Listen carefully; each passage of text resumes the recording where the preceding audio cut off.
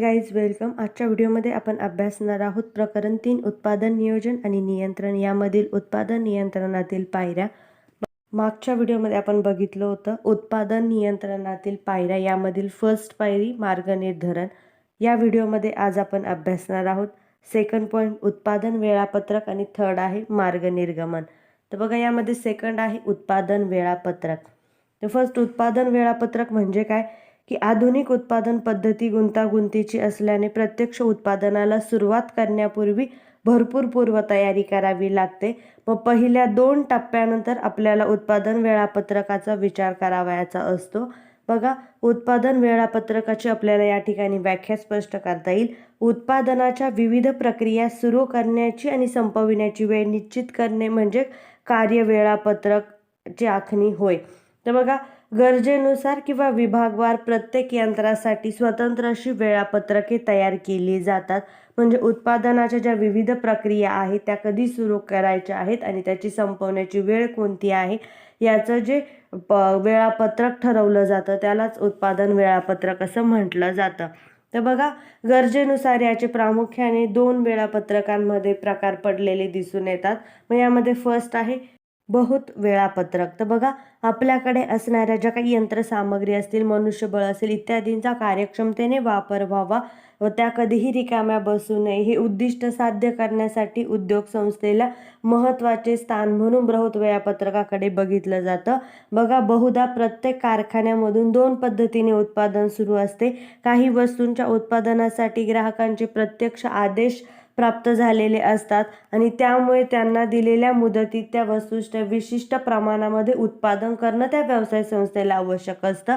त्याचवेळी विक्री विभागाची संभाव्य मागणीचा अंदाज काढत असतो आणि त्या अंदाजानुसार मागणीपूर्व उत्पादन करून साठवणूक करून ठेवली जाते. अर्थातच आपल्याला म्हणता येईल की उत्पादन नियमितपणे सुरू असते, पण त्यांना उत्पादन सुविधांची जी काही वेळ आहे ती राखून ठेवली जाते. विक्री विभागाच्या मिळालेल्या माहितीच्या आधारे 2-3 महिन्यात किती उत्पादन करावे लागेल याचा अंदाज घेतला जातो आणि उपलब्ध असलेली जी यंत्रे असतील, उपकरणे असतील आणि मनुष्यबळ यांचा त्या ठिकाणी कार्यक्षमतेने वापर केला जाईल. याच माहितीच्या आधारे त्या ठिकाणी उत्पादन तयार करण्यावर प्राधान्य दिला जातो. बघा, प्रथम ग्राहकांनी जी काही आश्वासने दिलेली आहेत, त्यांनी काही आदेश दिलेले असतील तर त्यांना प्राधान्यक्रम दिला जातो. या सर्व लहान मोठ्या आदेशांचं जे आहे ते वेळापत्रकामध्ये समावेश केला जातो. साधारणपणे या वेळापत्रकाप्रमाणे आगामी 2-3 महिन्यात कारखान्यातील सर्व विभागांचे कामकाज कशा पद्धतीने चालावे, त्याच पद्धतीने एका परिस्थितीनुसार वेळापत्रकात काही बदल करायचे असतील किंवा फेरफार वेळोवेळी करायचे झाल्यास ते बदल सामावून घेण्याची क्षमता या वेळापत्रकात असली पाहिजे. त्याचवेळी वेळापत्रकातील पुढील जे काही कार्यक्रम आहे ते कोणतेही विस्कळीत होणार नाही याची खबरदारी घेतली जाते. यालाच बृहत वेळापत्रक असं म्हटलं जातं. यानंतर बघा, सेकंड वेळापत्रक आहे उत्पादन वेळापत्रक.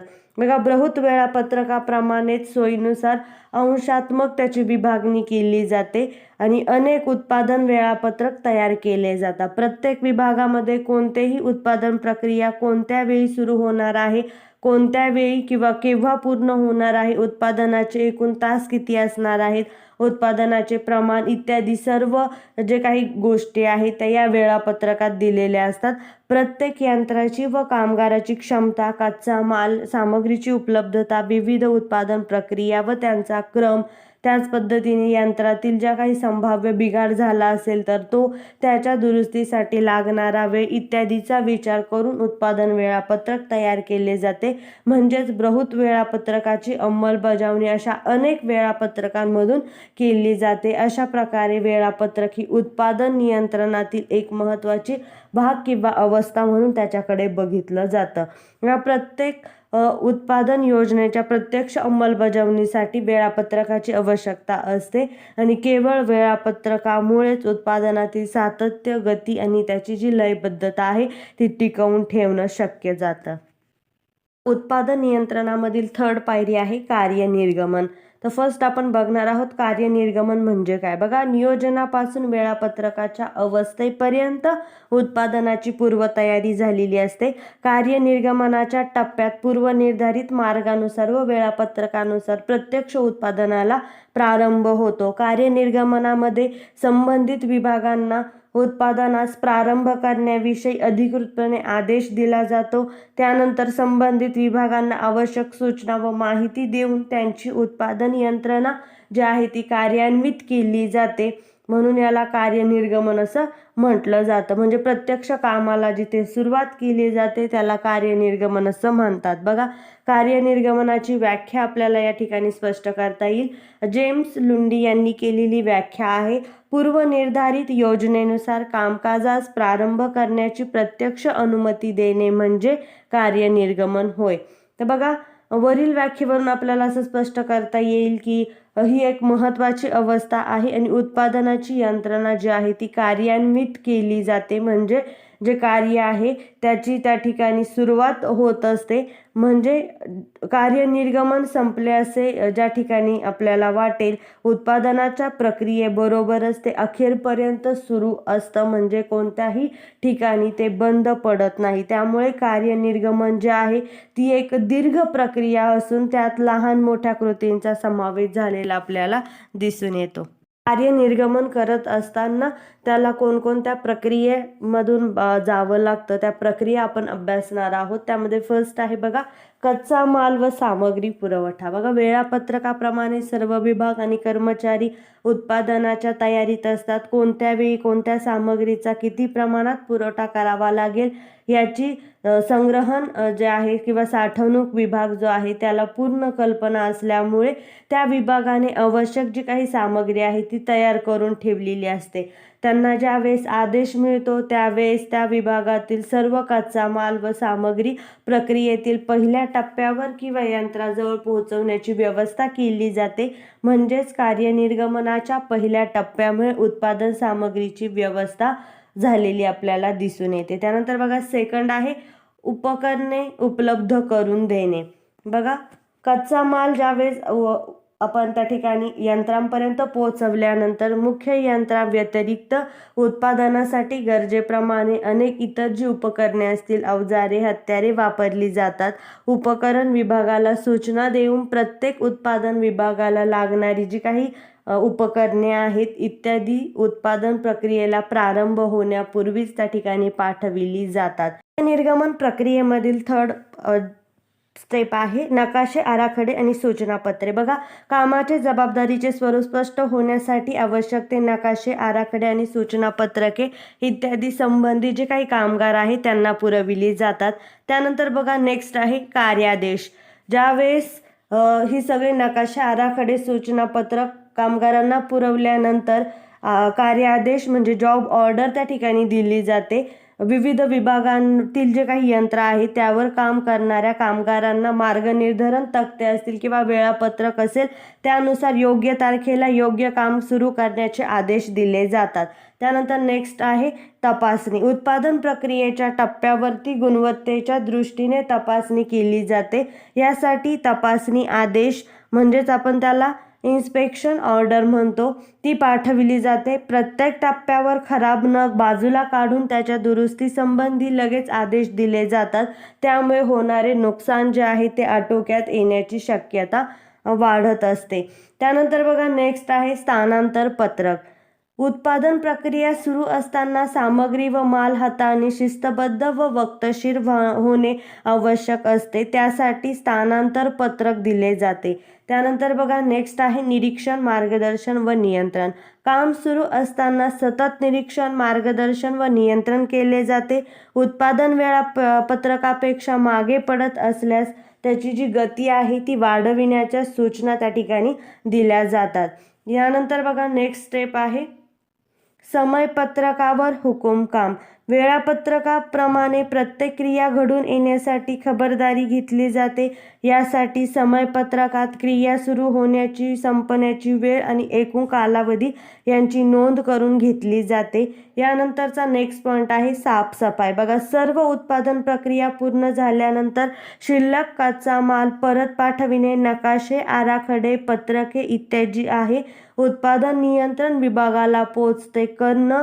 त्याच पद्धतीने यंत्र सामग्रीची साफसफाई करणं अशा पद्धतीची कामे केली जातात. आणि या प्रक्रियेमध्ये लास्ट पॉईंट आहे मूल्यमापन. बघा, पूर्ण निर्धारित योजना व वेळापत्रकाच्या अंमलबजावणीत आलेल्या अडचणी किंवा झालेला विलंब याची नोंद घेऊन त्याच्या कारणांचा शोध घेतला जातो. यासंबंधीची माहिती नियंत्रण विभागाला दिल्यामुळे पुढल्या वर्षी मार्गनिर्धारण किंवा वेळापत्रकात योग्य असे फेरबदल करणं शक्य होतं. कार्यनिर्गमनाची प्रक्रिया अभ्यासल्यानंतर आपण नेक्स्ट पॉईंट बघणार आहोत, कार्यनिर्गमनाचे प्रकार. बघा, लहान आकाराच्या उद्योग संस्थांमधून कार्यनिर्गमन ज्यावेळेस केलं जातं ते फोरमनकडे सोपवलं जात असतं, परंतु मोठ्या उद्योग संस्थांमध्ये उत्पादन नियंत्रण विभागाकडेच कार्यनिर्गमनाची जबाबदारी दिलेली असते. यासाठी विभागावर कार्यनिर्गमन कक्षाची स्थापना केली जाते. प्रामुख्याने आपल्याला कार्यनिर्गमनाचे 3 प्रकार पडलेले दिसून येतात. फर्स्ट आहे केंद्रित कार्यनिर्गमन. तर या प्रकारामध्ये कार्यनिर्गमनाची संपूर्ण जबाबदारी प्रत्यक्ष उत्पादन नियंत्रण विभागाद्वारेच पार पाडली जाते. कामाच्या सोयीसाठी प्रत्येक विभागात एक स्वतंत्र कार्यनिर्गमन कक्ष तयार केला जातो. केंद्रित जे काही कार्यनिर्गमन आहे, उत्पादनाविषयी सर्व माहिती, आकडेवारी एकाच ठिकाणी म्हणजे उत्पादन नियंत्रण विभागात एकत्र केली जाते व तिचा कार्यनिर्गमनासाठी वापर केला जातो. सर्व विभागांचे कार्यनिर्गमन एकाच बिंदूतून होत असल्यामुळे याला केंद्रित कार्यनिर्गमन असं म्हटलं जातं. त्यामुळे यामध्ये काय होतं, सुसूत्रता राखता येते. सर्व विभागांच्या कामात आपोआपच समन्वय आणि समतोल साधला जातो आणि नियोजन व नियंत्रण एकाच ठिकाणाहून होत असल्यामुळे योजनांची अंमलबजावणी अधिक काटेकोरपणे करता येणं शक्य होतं. त्यानंतर बघा, सेकंड जो टाईप आहे तो आहे विकेंद्रित कार्यनिर्गमन. बघा, या प्रकारामध्ये कार्यनिर्गमनाचे सर्व कागदपत्रे केंद्रित प्रकाराप्रमाणेच उत्पादन नियंत्रण विभागाकडेच तयार केली जातात, परंतु कार्यनिर्गमनाची प्रत्यक्ष जबाबदारी ही फोरमनकडे सोपवली जाते. विकेंद्रित कार्यनिर्गमनामध्ये फोरमन पुढील काळातील एकूण कामाची सर्वसाधारण जी काही कल्पना आहे ती लेखी स्वरूपात तयार केली जाते आणि त्याबाबत पूर्ण स्वातंत्र्य व अधिकार त्याला दिलेले असतात. अशा प्रकारे कार्यनिर्गमनाची जबाबदारी प्रत्येक विभागाच्या फोरमनवर सोपवून विकेंद्रित केलं जातं, म्हणून याला विकेंद्रित कार्यनिर्गमन असं म्हटलं जातं. म्हणजे त्यामुळे उत्पादन नियंत्रण विभागाचा ताण कमी होतो. वक्तशीर व दर्जेदार उत्पादनाची सर्व जबाबदारी फोरमनवर असल्यामुळे तो आपले कार्य अधिक तत्परतेने जबाबदारीने करतो व दिरंगाई खपवून घेत नाही. त्यामुळे फोरमन व त्याचे कामगार यांच्यात संघभावना निर्माण होते व प्रत्येकजण आपली जबाबदारी योग्य रीतीने पार पाडण्याचा प्रयत्न करतो. यातूनच प्रत्येकाला स्वतःच्या विकासाची संधी उपलब्ध होत असते. उत्पादन स्वरूप, कामगारांची व फोरमनची संख्या, त्यांची गुणवत्ता यासारख्या घटकांचा विचार करून विकेंद्रित व केंद्रित प्रकाराची निवड वरिष्ठ व्यवस्थापन जे आहे त्याच्या मार्फत केलं जातं. यानंतर थर्ड प्रकार आहे कार्यानुवर्तन किंवा पाठपुरवठा.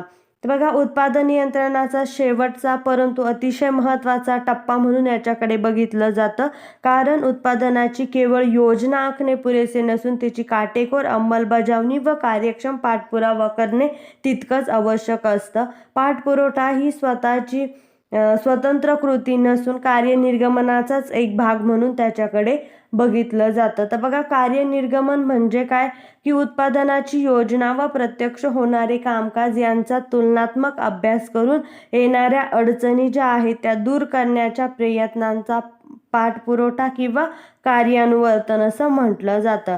तर यानुसार आपल्याला प्रामुख्याने यामध्ये 3 भाग पडलेले दिसून येतात. त्यामध्ये बघा कार्यात येणारे अडथळे असतील, अडचणी आणि विलंब याची नोंद करून घेतली जाते. आणि सेकंड आहे त्यामुळे होणारे जे काही दुष्परिणाम आहे त्याचे मूल्यमापन केलं जातं. आणि थर्ड जो पॉईंट आहे यामध्ये अडचणी दूर करण्याचा किंवा त्याचे दुष्परिणाम कमी करण्याचा प्रयत्न यामधून केला जातो. आजच्या व्हिडिओमध्ये आपण अभ्यासलं उत्पादन नियंत्रणाच्या ज्या पायऱ्या आहेत त्यामधील सेकंड पॉईंट उत्पादन वेळापत्रक आणि थर्ड पॉईंट जो होता कार्यनिर्गमन. कार्यनिर्गमनाची प्रक्रिया आणि कार्यनिर्गमनाचे प्रकार आपण यामध्ये अभ्यासलेले आहेत. थँक्यू.